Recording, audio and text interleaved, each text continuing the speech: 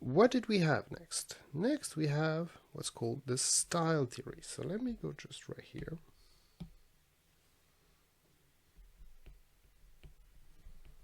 Talk about the style theory here. And that was Drucker.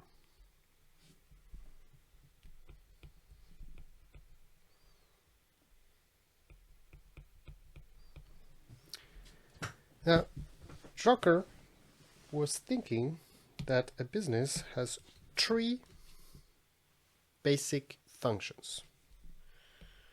The first function was to manage the business.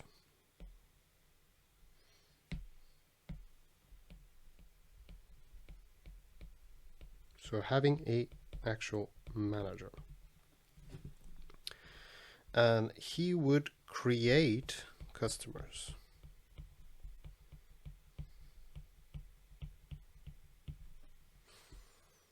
The second thing was to manage managers. Now that's interesting, because before we only had the top hat guy running the factory.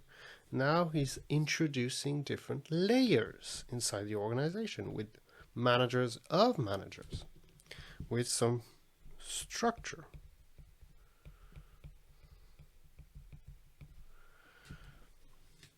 And then number 3 is to manage the workers and their actual work of the workers. And he also added 5 pillars. So the 5 pillars were setting objectives,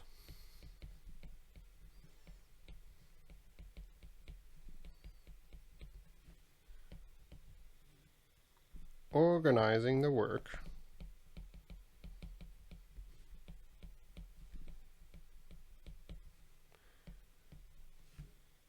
motivating,